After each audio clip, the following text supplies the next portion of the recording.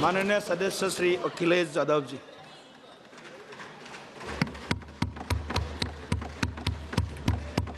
माननीय सभापति जी, अभी बोलूँगा मैं बताऊँगा, मैं उस पर ही बोलूँगा। माननीय सभापति, मैं धन्यवाद देता हूँ आपको कि आपने मुझे बहुत महत्वपूर्ण विषय पे बोलने का मुझे मौका दिया। अभी मैं तमिलनाडु के डीएमके की माननीय सदस्य कानिमोझी जी को मैं सुन रहा था और उन्होंने मैं उनको धन्यवाद देता हूं कि कई महत्वपूर्ण बातें उन्होंने रखी और अभी भी उनको अपनी अच्छी बातों के लिए बधाई मिल रही है। हमें खुशी है इस बात की कि विपक्ष में जो लोग हैं उनको बधाई मिल रही है, लेकिन सत्ता पक्ष के लोग जब बोल के जा रहे हैं तो उनके सदस्य भी उन्हें बधाई नहीं दे रहा कोई। अध्यक्ष महोदय, मैं धन्यवाद देता हूं आपका भी, और क्योंकि मैं उनकी बात सुन रहा था, उनकी बात सुनने से मुझे कुछ याद आया। मैं ये कहना चाहता हूं 2 लाइनों में कि मैं दुनिया को मनाने में लगा हूं। अध्यक्ष महोदय, मैं भारतीय जनता पार्टी के लिए बता रहा हूं ये लाइनें कि मैं दुनिया को मनाने में लगा हूं, मेरा घर मुझसे रूठा जा रहा है। मैं दुनिया को मनाने में लगा हूं, मेरा घर मुझसे रूठा जा रहा है। अध्यक्ष महोदय, बात शुरू करने से पहले मैं सबसे पहले भारत की सेना, उसका आभार, उसका धन्यवाद देना चाहता हूं। दुनिया में साहसी फौजों में गिनती अगर होती है तो हमारी भारत की सेना सबसे आगे दिखाई देगी। उनके पराक्रम पर, उनकी वीरता पर, उनके अदम्य शौर्य पर हमें सबको गर्व है। कोई ऐसा भारतीय नहीं होगा जिसको गर्व ना हो। हमें अपनी फौज पर गर्व है और हमें इस बात के लिए भी गर्व है कि जब सेना ने अपना ऑपरेशन शुरू किया तो पाकिस्तान के जितने भी टेररिस्ट कैंप थे उन पर अटैक किया गया। न केवल पाकिस्तानी कैंपों को नष्ट किया गया, बल्कि पाकिस्तानी जो एयरबेस हैं उन तक पहुंच गए, उनको भी नष्ट किया, ध्वस्त किया। और जब हमारी फौज पाकिस्तान को हमेशा हमेशा के लिए एक पाठ पढ़ा सकती थी, एक ऐसा संदेश जाता कि भविष्य में पाकिस्तान कभी ये हिम्मत नहीं जुटा पाता। और ऐसा भी लगा हम लोगों को, क्योंकि अध्यक्ष महोदय, जब हम बड़े बड़े राष्ट्रीय चैनलों को देखते हैं तो उन चैनलों से ये लग रहा था कि कराची हमारा हो गया है, लाहौर हमारा हो गया है। किसी चैनल ने किसी को ये भी बताया कि हमने उनको पकड़ भी लिया है। जो कमेंट्री, जो विजुअल्स थे, वो ऐसा लग रहा था कि अध्यक्ष महोदय अब पीओके हमारा हो जाएगा। हालांकि सरकार के इंजनों को मैं टकराता हुआ देखता हूं। हो सकता है ये मेरा भ्रम हो, लेकिन पीओके के मामले में सभी इंजन हमें एक दिखाई देते हैं। और जहां पीओके पे पहुंचने तक की बात थी, कुछ लोग तो पीओके पर ये कह रहे थे कि हमारा कब्जा हो जाएगा, 6 महीने का केवल हमें मौका मिल जाए। ये अफसर सरकार आखिरकार पीछे कैसे हट गई और क्या कारण था कि सरकार को सीज फायर का ऐलान करना पड़ा। अध्यक्ष महोदय, हमें उम्मीद थी कि सरकार सीज फायर करेगी, सरकार ऐलान करेगी, लेकिन इनकी मित्रता बहुत है, बहुत गहरी मित्रता है, और उसका परिणाम ये है कि इन्होंने अपने मित्र से ही कहा कि आप ही सीज फायर अनाउंस कर दीजिए, हमारी कोई जरूरत नहीं है, हम सीज फायर आपसे ही स्वीकार कर लेंगे। आखिरकार किस दबाव में ये सरकार स्वीकार कर रही है? वैसे तो अध्यक्ष महोदय, आज जिस विषय पर बोलने के लिए मैं खड़ा हुआ हूं, दरअसल वो विषय होना ही नहीं चाहिए था। ये दुर्भाग्यपूर्ण है कि आजादी के इतने साल बाद भी ऐसे मुद्दे बने हुए हैं। ये बात अध्यक्ष महोदय पक्ष विपक्ष की नहीं है, देश की सुरक्षा की है, जनता के जीवन और रक्षा की है। हम सब मिलकर के कोई ऐसी नीति रणनीति बनाते क्यों नहीं है जिससे सीमाएं हमेशा शांत रहें। लेकिन पहलगांव की घटना ने साबित कर दिया है कि लापरवाही देशवासियों की जान ले सकती है। और अभी जब मैं सुन रहा था और बहुत ही उत्तेजित भाषा में जब जवाब मिल रहा था, उत्तेजित भाषा इसीलिए बोल रहे हैं कि जनता सम्मोहित हो जाए, जनता स्वीकार करने लगे। लेकिन सच्चाई ये नहीं है। आप कितना भी उत्तेजित बोलें,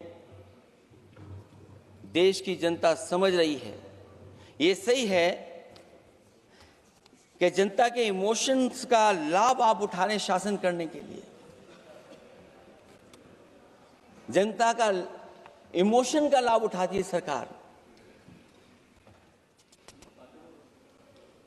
मुझे याद है कि जिस दिन पहलगाम हमला हुआ, उस दिन वहां का हर पर्यटक पूछ रहा था, जो पर्यटक पूछ रहे थे कि खतरों के बीच मेरी रक्षा करने वाला कोई वहां क्यों नहीं था। आखिरकार ये सबके मन में सवाल यही है कि जिस समय घटना हुई, आखिरकार उन्हें बचाने वाला कोई क्यों नहीं था। और जो सरकार ये दावा करती है, 370 के बाद ये कहा सरकार ने कि भविष्य में कोई आतंकवादी घटना नहीं होगी, वहां टूरिज्म बढ़ेगा। जितने लोग वहां गए वो सरकार के भरोसे पे गए थे,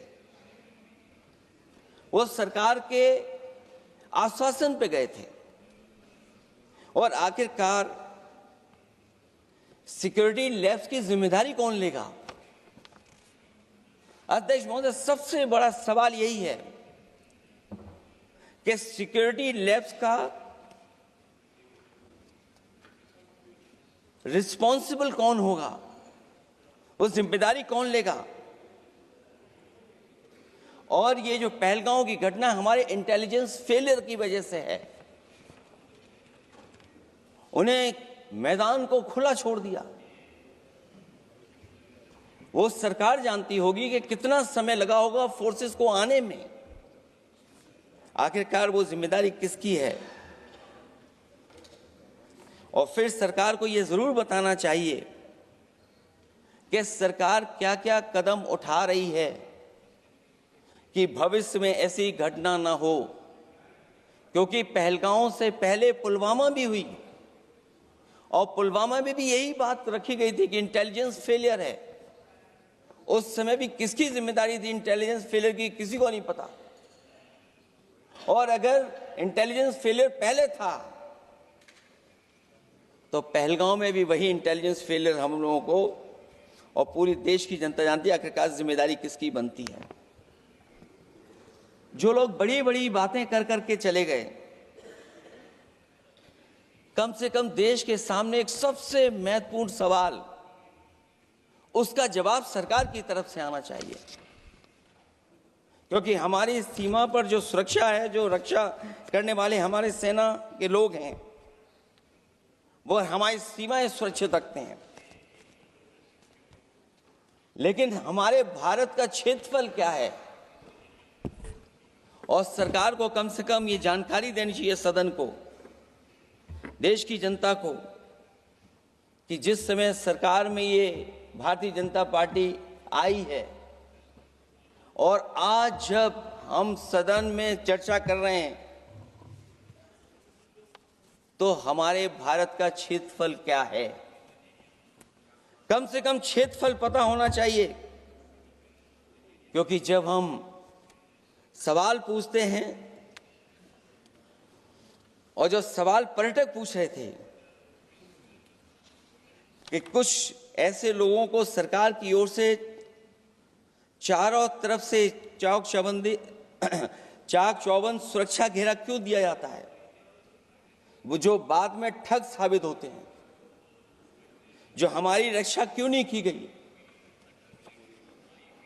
पहलगाम के दूसरे दिन की जिस तरह की राजनीतिक कार्टून, क्योंकि जिस तरह का लाभ लेना चाहते हैं भारतीय जनता पार्टी के लोग, हम सब ने देखा कि पहलगाम के दूसरे दिन ही जिस तरह का राजनीतिक कार्टून भाजपा के ऑफिशियल हैंडल से पब्लिश किया गया और हमारे द्वारा घोर आपत्ति किए जाने पर हटाया गया, उसने साबित कर दिया कि भाजपा के लोग भी जानते हैं कि दुख की इस घड़ी में उन्होंने देश की भावनाओं के साथ बेहद शर्मनाक खिलवाड़ किया है।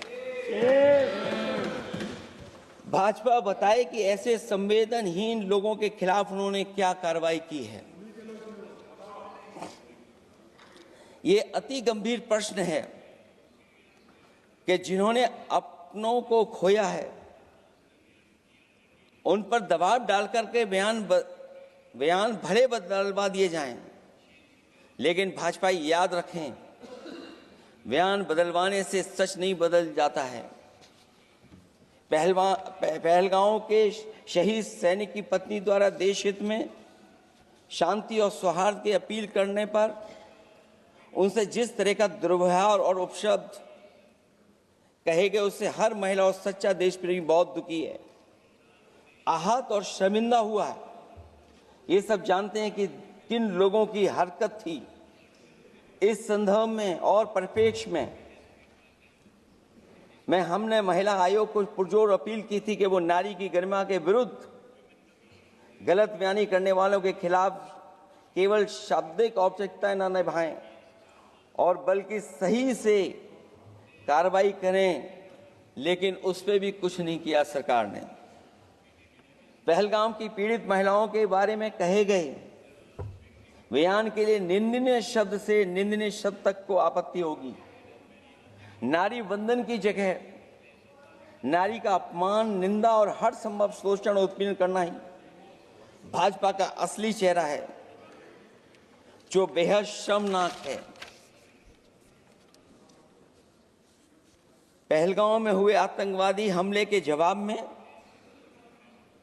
एलजी साहब ने कहा कि वो इंटेलिजेंस फेलियर है, लेकिन यह नहीं बताया कि फेलियर क्यों हुआ है। अध्यक्ष महोदय, मैं उम्मीद करता हूं कि सरकार का ये जवाब जरूर आए कि फेलियर क्यों हुआ है। ऑपरेशन सिंदूर के नाम पर जो प्रचार किया गया वो भी निंदनीय है। सच तो यह है कि ऑपरेशन सिंदूर का होना ही सरकार की विफलता का प्रतीक है। इससे बड़ी विफलता सरकार की कोई नहीं हो सकती कि अध्यक्ष महोदय, हम और आप सब मिलकर के बैठ करके सिंदूर ऑपरेशन पर बहस करें, चर्चा करें। ऑपरेशन सिंदूर के दौरान विदेशी लोगों ने दावा किया कि उन्होंने उसे रुकवाया है। ये बात कई बार माननीय सदस्यों की तरफ से आई है कि आखिरकार किसने रुकवाया। हमसे हमारी संप्रभुता खंडित हुई है। संप्रभुता ही स्वतंत्रता की सुनिश्चित करती है। इधर आज़ादी के अमृतकाल का ढिंढोरा पीटा जा रहा है, उधर हमारी इंटीग्रिटी को चुनौती दी जा रही है। देश की विदेश नीति पूरी तरह फेल है। ऑपरेशन सिंदूर और पहलगांव की घटना पर दुनिया के किसी भी देश ने हमारा साथ नहीं दिया। ये हमारी विदेश नीति का संकट काल है। हमारे पड़ोसी देश या तो अतिक्रमण कर रहे हैं या हमारे साथ नहीं खड़े हैं। और अध्यक्ष महोदय, जो हमारे मंत्री जी हैं, जिनका क्षेत्र बिल्कुल सीमा पर है, उनसे बेहतर कोई नहीं जानता होगा कि आखिरकार पड़ोसी देश कितना हमारी सीमाओं पर अतिक्रमण कर रहा है। गंभीर नहीं है। समाजवादियों ने हमेशा देश की सरकारों को चिताया है कि असली चुनौती और प्रतिद्वंद्विता किस देश से है, कौन पूर्वोत्तर की सीमाओं में इंक्रोचमेंट कर रहा है। सरकार को ऐसे मामलों में साहस और समझदारी से काम लेना होगा। सीमाओं से समझौता नहीं करना चाहिए। आज सरहदों के साथ देश के कारोबार को भी चुनौती मिल रही है। सरकार को आगे बढ़कर के उसका समाधान करना है, 2 कदम पीछे करने नहीं है। अध्यक्ष महोदय, जो हम लोगों को सुनने में मिलता है, ये सरकार जवाब दे कि आखिरकार जो पाकिस्तान है उसके पीछे कौन सा देश खड़ा है। आखिरकार हमें चीन से उतना ही खतरा है जितना हमारे देश में आतंकवाद से खतरा है। सरकार की जो नीतियां हैं, सरकार के जो फैसले हैं, वो कहीं न कहीं ऐसे हैं जो हमारा सीमाओं का अतिक्रमण कर रहा है, उसी की व्यापारिक गतिविधियों में मदद करने का काम करते हैं। सरकार को अपनी आर्थिक नीतियों के लिए गंभीरता से पुनर्विचार करना होगा। हमारा व्यापार कारोबार मजबूत होगा तो कोई हमें चुनौती नहीं दे पाएगा। बात केवल $1 ट्रिलियन की नहीं, बल्कि देश की सुरक्षा और आत्मनिर्भरता की होनी चाहिए। एक तरफ स्वदेशी की नीति को इस प्रकार सरकार ने ताक पर फ्री ट्रेड की बात की है, तो दूसरी तरफ मैन्युफैक्चरिंग की जगह देश को ट्रेडर कंट्री बनाकर छोड़ दिया है। यही देश के बेरोजगारी की वजह भी है। ट्रेडर्स की मुनाफाखोरी और चंदा वसूली की वजह से महंगाई बढ़ रही है। आर्थिक मामलों में ये सरकार पूरी तरह फेल हो चुकी है। भ्रष्टाचार के कारण हर जगह सड़कें और पुल ध्वस्त हो रहे हैं, टंकियां गिर रही हैं और करप्शन जगह जगह लीक होकर के टपक रहा है। मैं ये जरूर कहना चाहूंगा इस समय पर कि कुल मिलाकर सरकार को अपनी राजनीतिक, आर्थिक और सामाजिक नीतियों के लिए एफआईआर जरूर करना चाहिए। सरकार को अपनी राजनीतिक, आर्थिक और सामाजिक नीतियों के लिए एफआईआर लाने की जरूरत है। वो हर बार ये कहकर नहीं बच सकती कि चूक हुई है, क्योंकि हर बार सरकार ये कोशिश करती है कि इन घटनाओं से बच जाएं हम, केवल चूक कहकर करके। केवल हमारी सीमाएं जो पाकिस्तान से जुड़ी हैं, वहां तो आतंकवाद का हमेशा खतरा ही रहता है, लेकिन जो दूसरी सीमाएं हमारे देश की जुड़ी हुई हैं, उनसे भी हमारे देश को लगातार खतरा बढ़ता चला रहा है। आज अपनी सीमा की स्थिति गलवान से पहले की स्थिति तक भी नहीं लौटी है। जो पहले स्थिति थी वहां ये सरकार नहीं पहुंच पाई है। वास्तविक में नियंत्रण रेखा के कई क्षेत्रों में महत्वपूर्ण बफर जोन जब भारतीय गश्ती के लिए उपलब्ध नहीं है, तो पूर्वी लद्दाख में अतिरिक्त भारतीय तैनाती जारी है, जिससे सेना को सैनिकों की भारी कमी का सामना करना पड़ रहा है। हमें उम्मीद है कि जब इतने महत्वपूर्ण समय पर बहस हो रही है, तो सरकार अपनी अग्निवीर वाली योजना को वापस लेने का काम करेगी, जिससे कम से कम सेना की कमी, हमें सेना को पूरी की पूरी सेना मिल सके। जनवरी में अपनी वार्षिक प्रेस वार्ता में जब सेना प्रमुख से ये पूछा गया, तो उन्होंने जवाब डालते हुए कहा कि गश्ती से जुड़े फैसले अब स्थानीय कमांडरों पर छोड़ दिए गए हैं। जैसे भारत की सीमाओं की पवित्रता अब राजनीतिक नेतृत्व का नहीं बल्कि स्थानीय सेवा अधिकारियों का मामला रह गया है। इस पे भी सरकार को बहुत गंभीरता से सोचना पड़ेगा कि जहां लगातार हमारी सीमाओं का एनक्रोचमेंट हो रहा है। चीन ने भारतीय वाहन निर्माताओं के लिए आवश्यक दुर्लभ खनिजों की आपूर्ति रोक दी है। सुना है कि बुलेट ट्रेन प्रोजेक्ट के लिए सुरंग खोदने वाली मशीनें, डीएपी जैसे उर्वरक और यहां तक कि कई बड़ी कंपनियों की रणनीति के तहत उनकी सप्लाई रोकने का काम किया है।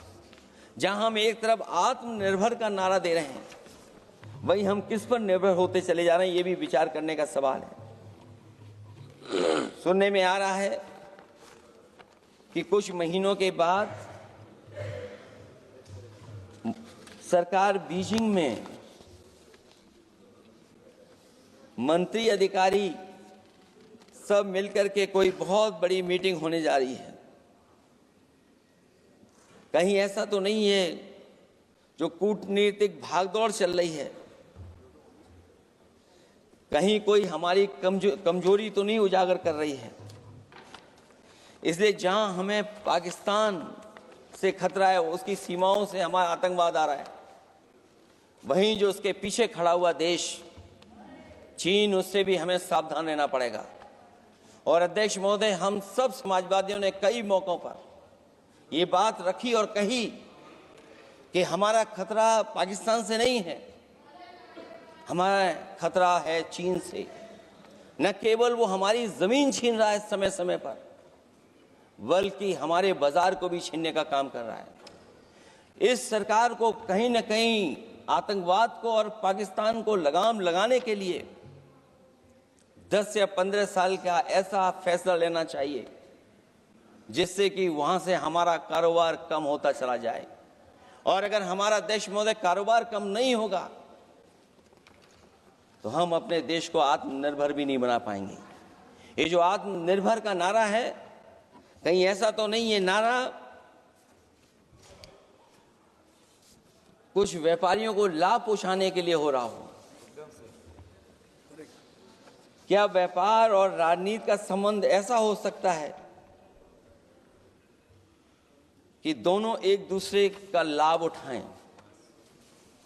और याद रखें कि अगर हमें पाकिस्तान से खतरा है तो चीन राक्षस है, वो हमारी जमीन और हमारी बाजार दोनों छीन लेगा। मैं अंत में अपनी बात खत्म करने से पहले मैं कुछ सुझाव देना चाहता हूं। और मुझे याद है जब पिछली बार चीन से सवाल खड़ा हुआ था, ये सरकार पता नहीं कैसा फैसला लेती है। और मैं अभी विदेश मंत्री जी को जब सुन रहा था तो विदेश मंत्री जी ये कह रहे थे कि जो इंफ्रास्ट्रक्चर बन रहा है वो हमारा बहुत अच्छा इंफ्रास्ट्रक्चर बन रहा है। हम पुल अच्छे बना रहे हैं, हम सड़कें अच्छी बना रहे हैं, हम ब्रिजेस अच्छे बना रहे हैं। क्या ये सच्चाई है कि जिस तरह का चीन अपने सीमा पर इंफ्रास्ट्रक्चर बना रहा है, क्या उससे बेहतर इंफ्रास्ट्रक्चर हमारा बन रहा है? इसका जवाब जरूर सरकार दे। वहीं जहां हमारे डिफेंस को स्ट्रेंथन जितना हम करेंगे उतनी हमारी नेशनल सिक्योरिटी स्ट्रेंथन होगी। ये जो बजट लगातार कम होता चला जा रहा है, इस बजट को बढ़ाना चाहिए और कम से कम जीडीपी का 3% बजट डिफेंस का होना चाहिए। और जो बजट डिफेंस का हो वो नॉन लैप्सेबल हो, मॉडर्नाइजेशन के लिए फंड हो जिससे कि लैप्स ना करे और हमारी रिसर्च एंड डेवलपमेंट लगातार चलता रहे। जो हमें कई बार आश्वासन मिलता है कि टेक्नोलॉजी ट्रांसफर भी हो जाएगा, आखिरकार टेक्नोलॉजी ट्रांसफर के लिए हमें वर्षों क्यों इंतजार करना पड़ता है? आखिरकार इसका जिम्मेदारी कौन लेगा? जो डिफेंस प्रोक्योरमेंट है हमारा, वो डिफेंस प्रोक्योरमेंट आखिरकार क्यों नहीं होता है?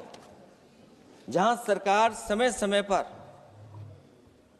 डिफेंस एक्सपो के नाम पर न केवल भारत बल्कि दुनिया से ये कहती है कि हमारे यहाँ इन्वेस्टमेंट करें। आखिरकार डिफेंस एक्सपो के इन्वेस्टमेंट के कार्यक्रम के बाद कितना डिफेंस सेक्टर में इन्वेस्टमेंट आया है। और साथ ही साथ जब आत्मनिर्भर की बात हो तो हमारे देश की अपनी रक्षा करने के लिए हमारे अपने लोग क्यों नहीं तैयार हो रहे हैं? यह सरकार इतना क्यों नहीं जोखिम उठा रही कि हम खुद तैयार हों उन चीज़ों को बनाने के लिए? इसलिए मैं एक बार फिर ये कहता हूं कि जहां पर सेना ने बहुत बहादुरी के साथ, अपने पराक्रम के साथ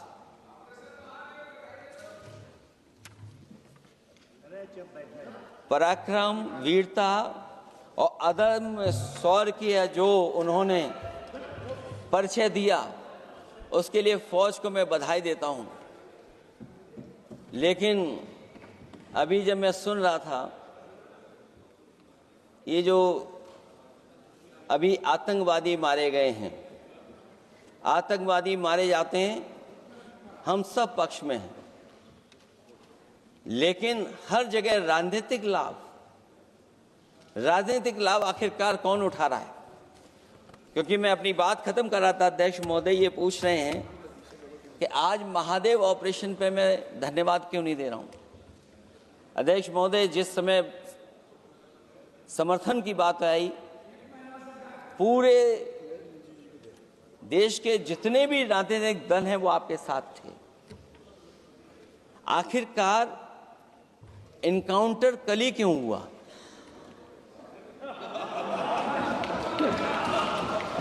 और अध्यक्ष महोदय, फिर वही बात मैं दोहराऊं जिसकी वजह से पहलगाम हुआ, जिसकी वजह से पुलवामा हुआ। अगर ये इतना ही टेक्नोलॉजी और इन सब चीजों को समझते हैं और जानते हैं, इतना ही टेक्नोलॉजी और इन चीजों को सब समझते हैं, तो आखिरकार अध्यक्ष महोदय, पुलवामा में जो गाड़ी में RDX आया, वो गाड़ी आज तक क्यों नहीं पकड़ी गई? और शायद भारतीय जनता पार्टी के लोग ये जानते होंगे कि बहुत सारे विभाग सरकार के होते हैं, सैटेलाइट इमेजेस देते हैं। अगर आज भी भारतीय जनता पार्टी चाहे तो पुलवामा में जो गाड़ी आई है, सैटेलाइट इमेजेस से वो पता कर सकती है कि वो किस रास्ते से वो गाड़ी आई थी। आप हिम्मत क्यों नहीं जुटा पा रहे हैं उसके लिए? और फिर पहलगाम में किसी भी दल ने आपके साथ किसी तरह की राजनीतिक बातचीत नहीं की, लेकिन राजनीतिक लाभ आपने कांग्रेस पार्टी से भी उठाने की कोशिश की, हमारे से भी उठाने की कोशिश की। अगर डेलीगेशन भेजना ही था आपको तो पॉलिटिकल पार्टीज तय करती हैं, आप नहीं तय कर सकते। ये राजनीति कौन कर रहा है? और फिर अध्यक्ष महोदय, राजनीति करने वाले वो लोग जो अपने चुनावी भाषण में कह रहे थे कि POK हम 6 महीने में ले लेंगे, हम अक्साई चिन्ह ले लेंगे।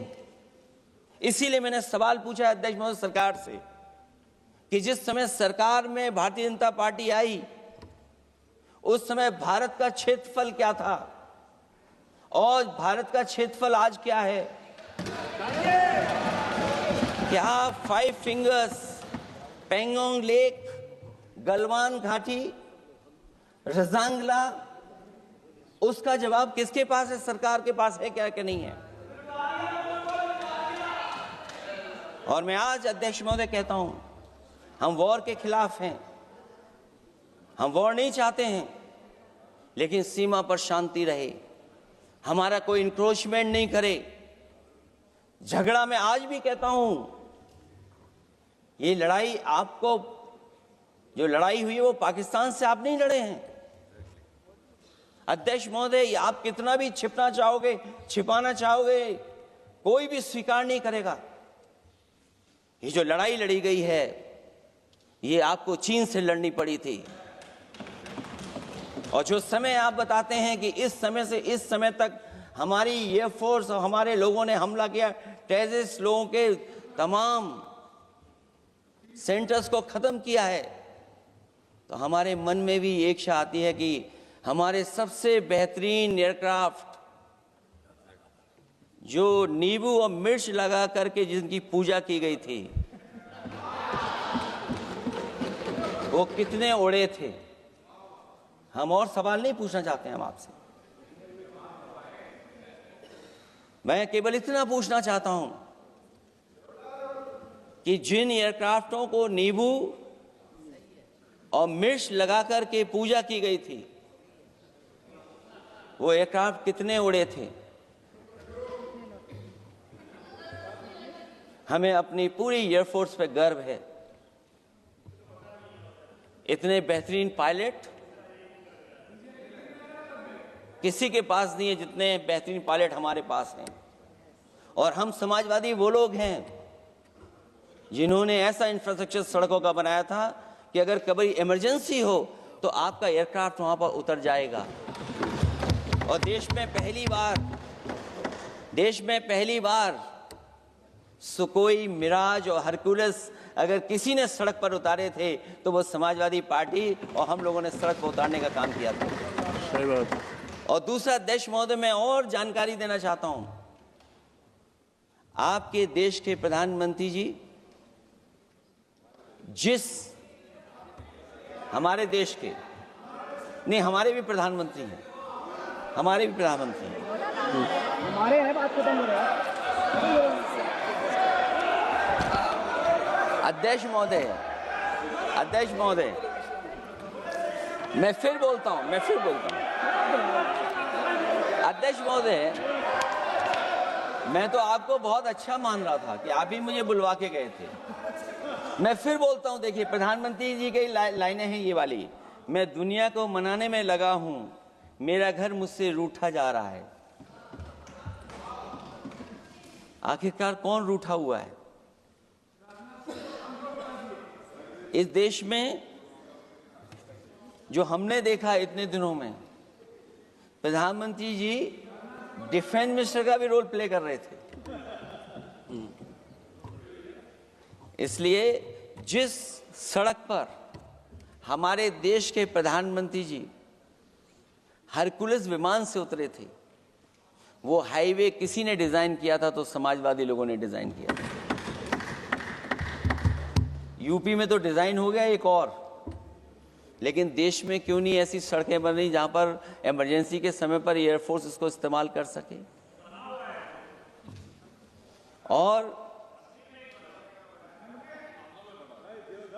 और बनाइए, मैं तो कहूंगा कि और बनाइए, मैं तो कह रहा हूं। और जिस तरीके से हमारी सेना ने जो मुकाबला किया है, सीज फायर के बाद भी ड्रोन आ रहे थे, ये भी सरकार को स्वीकार करना पड़ेगा। आखिरकार सवाल ये है हमारा कि सीज फायर किसके दबाव में किया है और सीज फायर क्यों किया जब हमारी फौज पीओके को भी ले लेती और पाकिस्तान के भी।